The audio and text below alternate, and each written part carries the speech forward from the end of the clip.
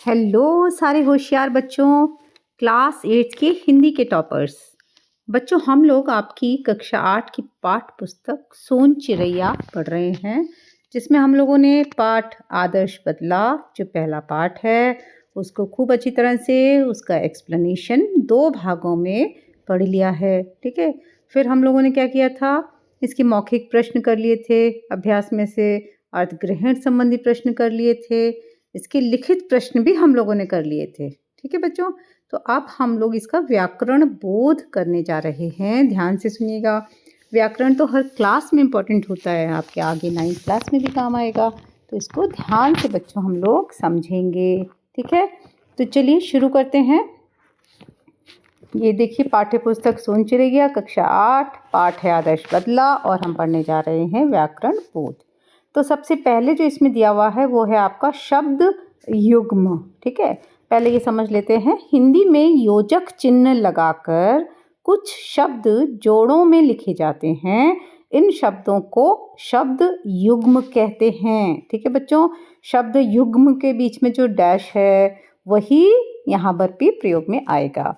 क्यों करते हैं हम इनका प्रयोग? देखिए, इन शब्द युग्मों का प्रयोग करने से अर्थ में रोचकता आती है ना।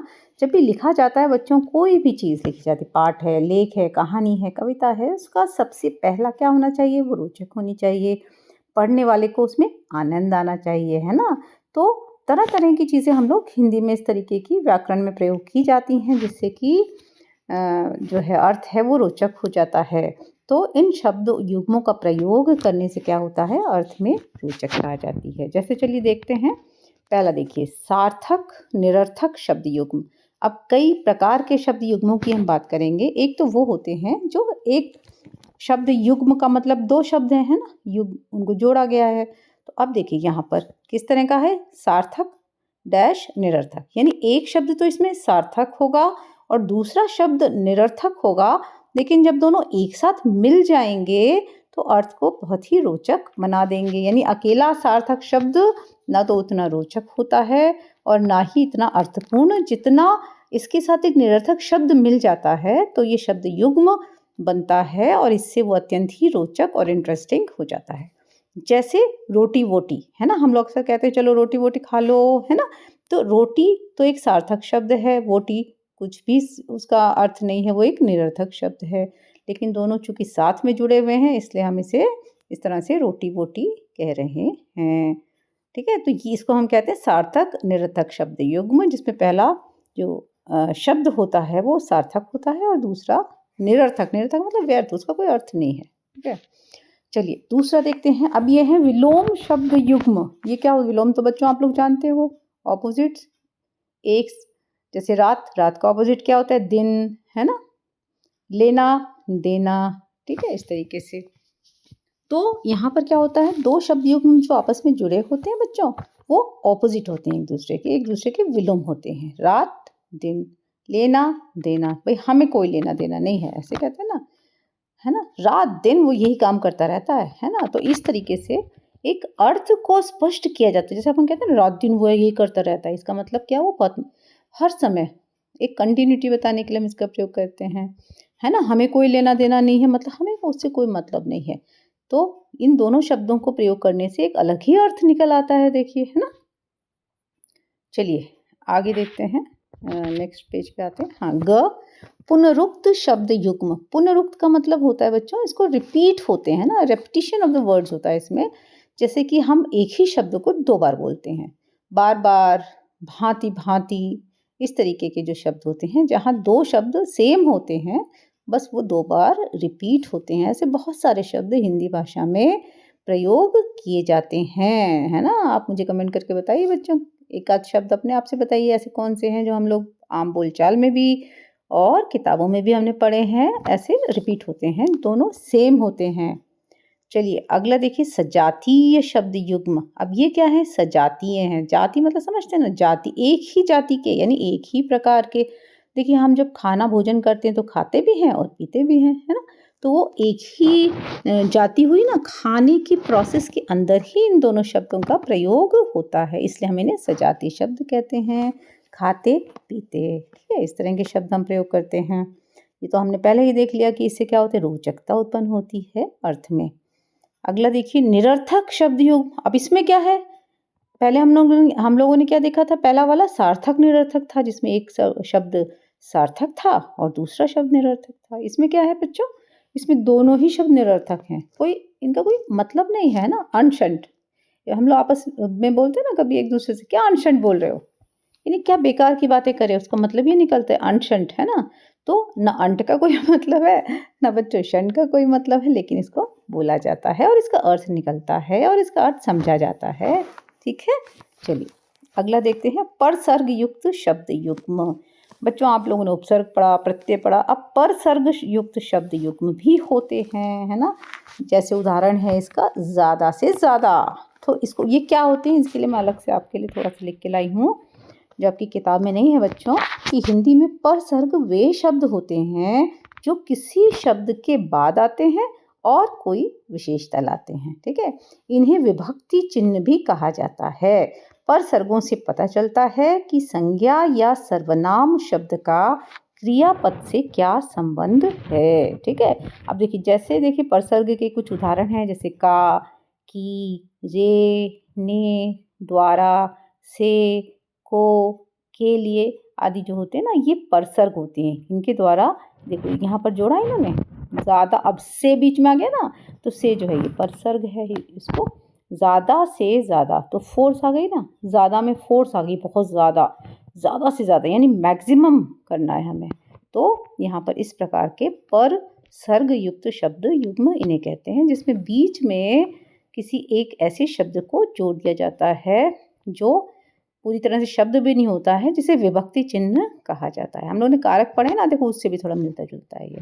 ठीक है बच्चों, चलिए अब आगे चलते हैं। अब निम्नलिखित शब्द युग्मों का प्रयोग करते हुए वाक्य बनाइए। अब आपको यहाँ पर कुछ शब्द युग्म दिए हुए हैं और आपको उनका वाक्य बनाना है। पहला देखिए, बिलख बिलख कर, है ना। अब ये बिलख बिलख क्या है बच्चों, पुनरुक्त है ना, पुनरुक्त है ना, एक ही शब्द को रिपीट किया गया है। तो इसका हम वाक्य बना देंगे, परीक्षा में फेल हो जाने पर वह बिलख बिलख कर रोने लगी या रोने लगा, है ना। किसी और भी कोई वाक्य आप लोग इस तरीके से बना सकते हैं बच्चों। तो मुझे ज़रूर एक वाक्य आपकी तरफ से चाहिए, है ना, बना के मुझे कमेंट में बताइए, एक एक वाक्य बनाइए। ठीक है, चलिए मैं बताऊंगी कि वो आपने अच्छा बनाया है, क्या बनाया है, कैसा बनाया है। दूसरा देखिए, सोचे विचारे। ठीक है, सोचे विचारे, इसका वाक्य देखिए मैंने बनाया है, हमें बिना सोचे विचारे कोई काम नहीं करना चाहिए। ठीक है, हमें बिना सोचे विचारे कोई काम नहीं करना चाहिए। ठीक है, ये क्या है, सजातीय शब्द युग्म है ना, सोचे और विचारे एक ही प्रकार के शब्द हैं। चलिए अगला देखिए, रात दिन। अब ये क्या हो गया, ये हो गया विलोम शब्द युग्म, है ना। रात और दिन, उसने परीक्षा के लिए रात दिन एक कर दिया। ठीक है, इस तरह से बनाते हैं, या वो रात दिन मेहनत करता है, इस तरह से बना सकते हैं। चलिए अगला देखिए, जीवन मृत्यु। ये भी ऑपोजिट है, यानी कि विलोम शब्द युग्म है ये। ठीक है, जीवन मृत्यु तो ईश्वर के हाथों में है, इस तरह से हम इसका वाक्य बना सकते हैं। ठीक है, आशा करती हूँ कि आपको शब्द युग्म समझ में आए होंगे बच्चों, है ना। चलिए दूसरा आपको जो दिया हुआ है वो है संज्ञा। बहुत आसान है बच्चों, पहले पिछली कक्षा में भी हम लोग संज्ञा पढ़ चुके हैं, एक बार और रिपीट करते हैं। किसी व्यक्ति, वस्तु, स्थान या भाव के नाम को संज्ञा कहते हैं। ये लाइन आपको रटी होनी चाहिए बच्चों, हमेशा आती है, बार बार आपको बताना चाहिए। किसी व्यक्ति, वस्तु, स्थान या भाव के नाम को संज्ञा कहते हैं। 10 बार इस लाइन को रिपीट करेंगे, दिमाग के अंदर बिल्कुल सेट हो जाएगी। ठीक है, और देखिए ये बोल भी रहे हैं, किताब वाले देखो बोल रहे हैं कि आप पहले पढ़ चुके हैं। चलिए ठीक है, अब इसमें क्या होता है, पहला देखिए, सब हम लोग रिवीजन कर रहे हैं एक तरह से। क देखिए, व्यक्तिवाचक संज्ञा। ठीक है, अब देखिए, व्यक्ति का मतलब होता है किसी विशेष व्यक्ति, किसी विशेष वस्तु, किसी विशेष स्थान के नाम को। जैसे आपका नाम है, किसी का नाम राजू होगा, किसी का नाम रोहित होगा, किसी का नाम श्रेया होगा। तो ये सब क्या है, आपके पर्टिकुलर नाम हैं, व्यक्ति विशेष के नाम है। ठीक है, जब कोई विशिष्ट नाम होता है तब हम उसे व्यक्तिवाचक संज्ञा कहते हैं, जिससे हम उस व्यक्ति को तुरंत पहचान जाते हैं। जैसे आपका नाम बोला जाएगा तो क्या होगा, पूरी क्लास में पता होगा श्रेया, तो श्रेया खड़ी हो जाती है। तो श्रेया एक व्यक्ति विशेष है, इसलिए वो व्यक्तिवाचक संज्ञा है। तो यहाँ पर हमारे पाठ में देखो बैजू है, जैसे एक व्यक्ति का नाम है, आगरा एक शहर का नाम है, तानसेन एक व्यक्ति का नाम है ना। तो किसी भी विशिष्ट स्थान, वस्तु का नाम, स्थान का नाम जो होता है, व्यक्ति का नाम, वो व्यक्तिवाचक संज्ञा होती है। ठीक है बच्चों। चलिए, दूसरा होती है जातिवाचक संज्ञा। जातिवाचक का मतलब होता है हमें किसी शब्द से उसकी जाति का पता तो लगता है, पर व्यक्ति विशेष का पता नहीं लगता, है ना। जैसे आपकी क्लास में, आप अगर गर्ल्स स्कूल में हैं या बॉयज़ में, आपसे पूछे क्लास में कितनी लड़कियां हैं, तो लड़कियां क्या हैं, लड़कियां एक ग्रुप, एक जाति को डिनोट कर रही हैं, है ना। उसमें से पर्टिकुलर किसी लड़की का यहाँ पर जिक्र नहीं है, ना हम उसके बारे में जान पाते हैं, हम एक समूह के बारे में जान पाते हैं। तो इस तरह से इसको हम क्या कहते हैं, जातिवाचक संज्ञा, जो एक सामान्य जाति, सामान्य पदार्थ, सामान्य प्राणी का बोध कराते हैं। ऐसे शब्द जातिवाचक संज्ञा कहलाते हैं। जैसे पक्षी, हम कहते हैं पक्षी आसमान में उड़ रहे हैं। अब इससे हमें ये नहीं पता लग रहा है कौन से पक्षी उड़ रहे हैं, वो कौवा भी हो सकता है, वो चील भी हो सकती है, वो गौरैया भी हो सकती है ना, कोई भी बर्ड हो सकती है, मैना हो सकती है, तो कोई भी बर्ड। लेकिन जब आप पर्टिकुलर बर्ड का नाम बोलते हैं तो वो क्या हो जाएगी, व्यक्तिवाचक संज्ञा, है ना बच्चों। इसी तरह से हमने बोला बालक, है ना, बालक कोई भी हो सकता है, किसी व्यक्ति का नाम तो है नहीं, तो जातिवाचक संज्ञा में नाम नहीं होता है ना, उसमें हम एक सामान्य रूप से एक जाति का पता लगता है। ठीक है बच्चों। चलिए, अब ये जो जातिवाचक संज्ञा है ना, इसके दो उपभेद माने गए हैं। पहला है द्रव्यवाचक संज्ञा, ऐसी चीज़ें जिनको नापा तोला जाता है, नाप सकते हैं या तोल सकते हैं, उन्हें हम द्रव्यवाचक संज्ञा कहते हैं। जैसे चावल उसको हम क्या करते हैं, तोल के लाते हैं ना, 1 किलो चावल दे दो, 2 किलो चावल दे दो, इस तरह से। घी है, उसको नाप के लेते हैं, तेल को हम नाप के लेते हैं ना, तो ये सब क्या है, द्रव्य हैं, इन्हें हम द्रव्यवाचक संज्ञा कहते हैं। इसी तरह से इसमें दूसरा है नंबर, इसमें दूसरे की जगह एक ही पड़ गया है कि दूसरा नंबर डालना था इसमें बच्चों, समूहवाचक संज्ञा। ठीक है, किसी समुदाय या समूह का बोध कराने वाले संज्ञा शब्द, जिससे कि एकदम से पता चल, उस शब्द से ही पता चल जाए कि वहाँ बहुत लोग हैं, है ना, एक ग्रुप है वहाँ पर। जैसे गुच्छा, भीड़, है ना, भीड़ अगर आप शब्द आप बोलते हैं इसका मतलब भी बहुत सारे लोग होंगे। गुच्छा अगर बोलते हैं तो उसमें एक नहीं होगा, कोई भी फल है या किसी भी चीज़ का गुच्छा है, वो ज़्यादा लोग ही होंगे, एक समूह ही होगा। तो ये होती है समूहवाचक संज्ञा। ठीक है बच्चों। चलिए, तो व्यक्तिवाचक संज्ञा हो गई, जातिवाचक संज्ञा हो गई, इसके 2 प्रकार हो गए, और अब है तीसरी भाववाचक संज्ञा, है ना। क्योंकि अभी हमने क्या पढ़ी थी परिभाषा, किसी व्यक्ति, वस्तु, स्थान या भाव के नाम को संज्ञा कहते हैं। तो अब भाववाचक, किसी व्यक्ति या वस्तु के गुण, धर्म, शील, अवस्था, भाव आदि बोधक शब्द भाववाचक कहलाते हैं, है ना। इस तरह से समझ लो कि जो भाव होते हैं ना, उन्हें हम महसूस करते हैं, है ना, उन्हें हम महसूस कर सकते हैं। ठीक है, जैसे मोटापा, हम मोटा व्यक्ति तो हमें दिख जाता है, लेकिन उसका मोटापा वो तो हम महसूस करते हैं ना। इस तरह से सज्जनता हम महसूस करते हैं किसी व्यक्ति की, कि बहुत विनम्र है, देखो कितना प्यार से बोलते हैं, किसी काम के लिए मना नहीं करते, वो कैसे सज्जन पुरुष हैं, है ना, सज्जनता महसूस की जाती है। इस तरह से मिठास, इसे भी महसूस किया जाता है। तो भाव जो होते हैं वो महसूस करने की चीज़ होती है, उसे हम भाववाचक संज्ञा कहते हैं। ठीक है, अब चलिए, अब आते हैं हम एक्सरसाइज पे। हमें कुछ शब्द दिए गए हैं, निम्नलिखित शब्दों के संज्ञा भेद लिखिए। संज्ञा आपने अच्छी तरह समझ लिया अभी, अब हम बताएंगे, हमें करना है ना एक्सरसाइज। चलिए करते हैं। पहला है, देखिए, मुस्कुराहट, है ना, मुस्कुराहट, है ना। अब मुस्कुराहट को क्या होता है, फील करते हैं ना, हम महसूस करते हैं, तो ये है भाववाचक संज्ञा। बैजू बावरा, ये तो व्यक्ति का नाम है, साफ पता लग रहा है कि व्यक्ति है, व्यक्तिवाचक संज्ञा हो गई। सितार एक पर्टिकुलर जो है, एक वाद्य यंत्र है जिसका नाम है ना। अगर कहें हम वाद्य यंत्र या कोई बाजा, तो वो कोई भी हो सकता है, लेकिन हम नाम बोल रहे हैं ना उसका, तो ये व्यक्तिवाचक है। समुदाय, अब समुदाय कहा, इस समुदाय में इस समुदाय का रहन-सहन इस प्रकार का होता है। इस तरह के सेंटेंस हम बोलते हैं। समुदाय का मतलब ही कि द ग्रुप ऑफ पीपल, वहाँ बहुत सारे लोग हैं उसके अंदर। तो यानी कि ये हो गया समूहवाचक, ठीक है। फिर आगे देखिए नवयुवक। नवयुवक, बहुत सारे नवयुवक। नवयुवक का क्या मतलब होता है? मतलब जो कम ये एज के यंग जो बच्चे हैं, है ना, उनको कहेंगे हम नवयुवक। तो ये भी कोई किसी व्यक्ति का नाम तो है नहीं, बहुत सारे हो सकते हैं। तो ये एक जातिवाचक संज्ञा है। क्रोध, क्रोध को हम महसूस करते हैं ना, तो वो भी भाववाचक संज्ञा है। ठीक है बच्चों, पहचान लेंगे ना आराम से एग्जाम में। चलिए आगे बढ़ते हैं। अब देखिए थोड़ा सा लंबा है ये व्याकरण बोर्ड, लेकिन ध्यान से पढ़िएगा, समझ जाएंगे बच्चों तो बहुत आसान है, कोई दिक्कत नहीं होती है। बस आप लोग घबराना मत बिल्कुल, एक बार ध्यान से सुन लिया करो, है ना।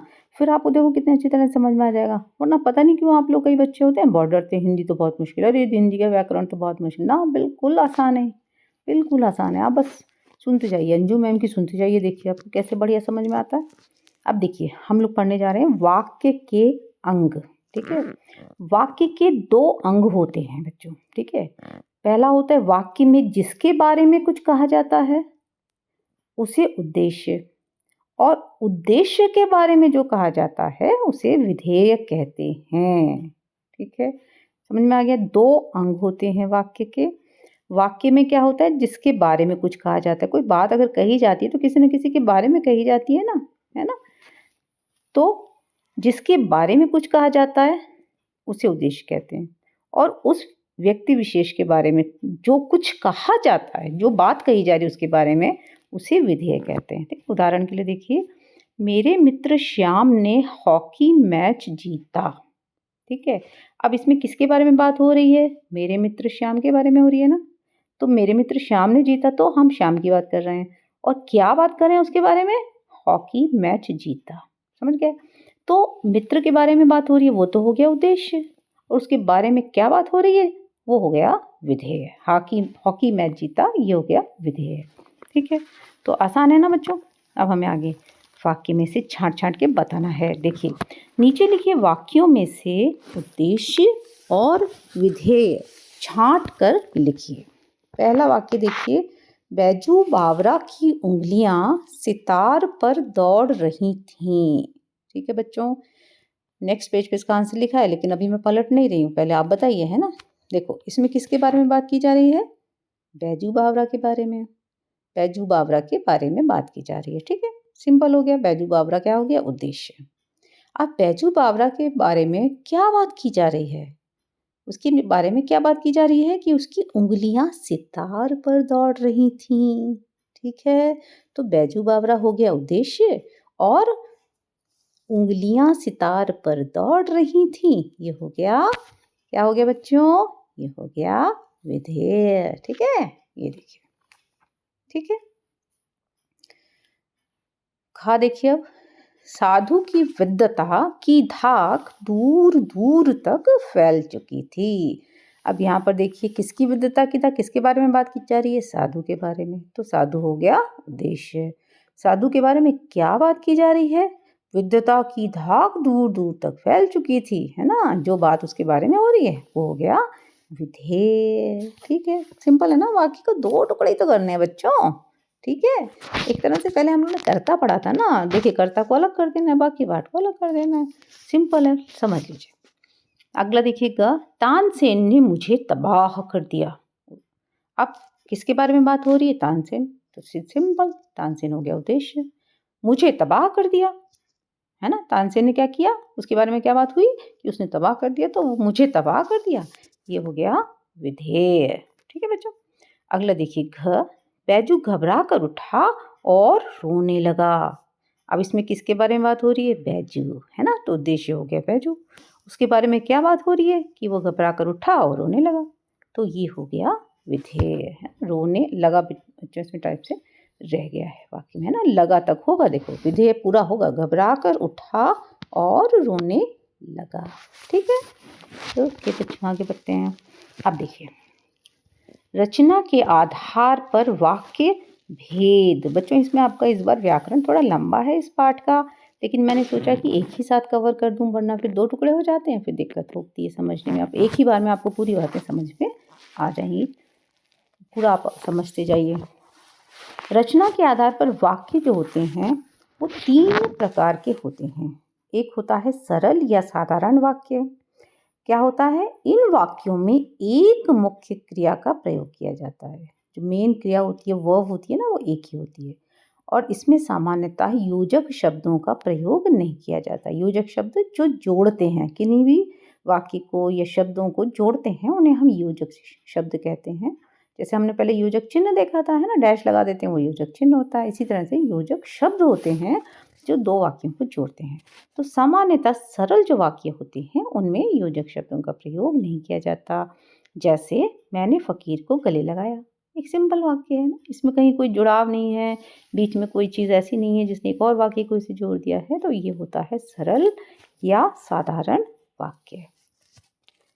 ठीक है, चलिए अब ख नंबर पे देखिए, संयुक्त वाक्य। जहां पर 2 या 2 से अधिक सरल वाक्य और, अथवा, किंतु, परंतु, इसलिए आदि योजक शब्दों से जुड़े होते हैं, वे संयुक्त वाक्य कहलाते हैं। ठीक है, अब यहाँ क्या है बच्चों, संयुक्त वाक्य में संयुक्त का मतलब ही होता है कि 2 का होना, है ना, संयुक्त।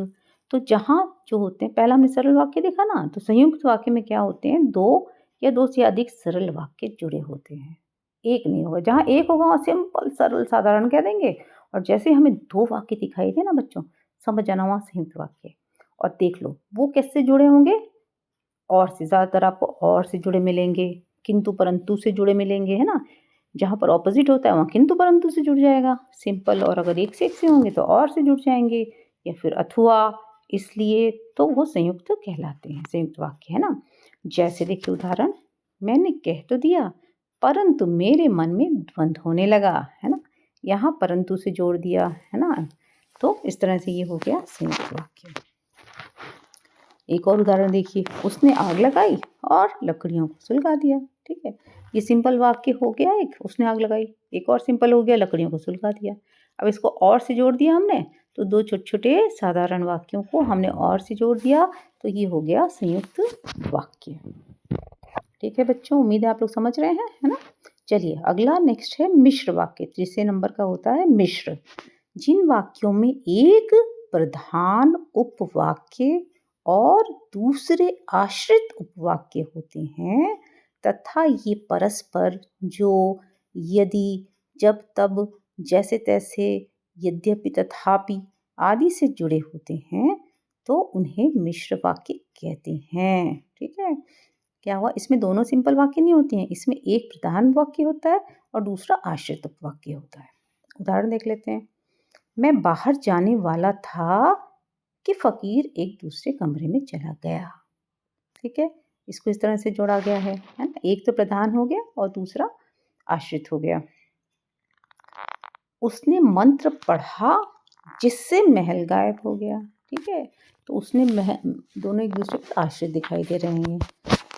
एक बात अधूरी सी रह जाती है ना, फिर वो क्योंकि इस पर आश्रित, उसने मंत्र पढ़ा जिससे क्या हुआ, अब महल गायब हो गया, तो आपस में इनका जुड़ाव है। अब देखिए हमें करनी है एक्सरसाइज। निम्नलिखित वाक्यों में रचना के आधार पर वाक्य भेद पहचान कर लिखिए। पहला देखिए, साधुओं की एक मंडली नगर के अंदर पधारी। सिंपल वाक्य, साधारण लिख दिया हमने, सरल वाक्य। ख देखिए, अकबर के होंठ हिले और सब के सब साधु तानसेन की दया पर छोड़ दिए गए। पहला साधारण वाक्य क्या है इसमें, अकबर के होंठ हिले, फिर सबके सब साधु तानसेन के दया पर छोड़ दिए गए, ये दूसरा साधारण वाक्य। इन दोनों वाक्यों को जोड़ दिया गया और से, है ना, और लिखा ना बीच में, तो ये हो गया संयुक्त वाक्य। ठीक है बच्चों, अब ग देखिए, तुझे वह शस्त्र दूंगा जिससे तू अपने पिता की मृत्यु का बदला ले सके, है ना। अब यहाँ पर क्या है, देख लो बच्चों, जिससे जुड़ा हुआ है, तुझे वह शस्त्र दूंगा, है ना। अब वह शस्त्र, कौन सा शस्त्र, क्या है, कैसे होगा, उसे क्या होगा, ऐसी बातें आ रही है ना दिमाग में, तो ये है मिश्र वाक्य। जिससे तू अपने पिता की मृत्यु का बदला ले सके। ध्यान रखना बच्चों, जो संयुक्त वाक्य होते हैं ना, ज़्यादातर आपको और, किंतु, परंतु, है ना, अथवा इनसे ही होते हैं जुड़े, और बाकी के जो शब्द होते हैं वो मिश्र वाक्यों में होते हैं। अब अगला देखिए, बैजू बावरा तरुण हो चुका था और गान विद्या में दिन पर दिन आगे बढ़ रहा था। ठीक है, यहाँ भी वही हुआ कि बैजू बावरा तरुण हो चुका था, एक साधारण वाक्य हो गया, फिर और आगे बीच में और से जोड़ दिया गया दूसरे साधारण वाक्य को, गान विद्या में दिन पर दिन आगे बढ़ रहा था। ठीक है, तो दो सरल वाक्यों को जोड़ दिया तो ये हो गया संयुक्त वाक्य। अगला देखिए, वह नवयुवक साधु बैजू बावरा ही था। ये कैसा वाक्य है? सरल वाक्य, एक ही वाक्य, किसी से कोई जुड़ाव नहीं है, कहीं बीच में कोई योजक शब्द नहीं है। ये कैसा है? सरल और या फिर साधारण वाक्य है। ठीक है बच्चों, तो ये आपके पाठ आदर्श बदला की पीछे सारा व्याकरण बोध मैंने आपको एक ही बार में समझा दिया है, और मुझे पूरी उम्मीद है कि आपने अच्छी तरह से समझ लिया होगा। आप एक बार में समझ में नहीं आए तो इस वीडियो को आप एक बार, दो बार, तीन बार देख लीजिएगा, तो अच्छी तरह से बातें समझ में आ जाएंगी। ठीक है, और चलते चलते एक बात आपसे कहनी है, चैनल को सब्सक्राइब नहीं किया जिन बच्चों ने, वो चैनल को फटाफट से सब्सक्राइब करो सबसे पहले। ठीक है, बेल आइकन प्रेस करो, और उसके बाद छोड़ना स्क्रीन को के अपने दोस्तों को शेयर भी जरूर करिएगा बच्चों। ठीक है, और मुझे कमेंट करके बताइए आपको कैसा लगा। अगले वीडियो में हम क्या करेंगे, इसके एक्स्ट्रा क्वेश्चंस भी तो करने ना अभी इस पार्ट के, बीच बीच से एक्स्ट्रा क्वेश्चंस हम लोग करेंगे। ठीक है, तो बेल आइकन दबा दीजिए, जैसे ही मैं वीडियो अपलोड करूँगी आपके पास नोटिफिकेशन आ जाएगा। एक्स्ट्रा क्वेश्चन तो बहुत इंपॉर्टेंट होते हैं ना बच्चों, एग्जाम में तो एक्स्ट्रा ही आएंगे। हाँ, पीछे से मैम कहाँ देती है, अब तो आप 8th क्लास में आके बड़े बच्चे हो गए ना, वैसे भी आपको बनना है क्या, हिंदी के टॉपर्स, है ना बच्चों। अंजू मैम से पढ़ रहे हो तो हिंदी के टॉपर्स तो बनना ही बनना है।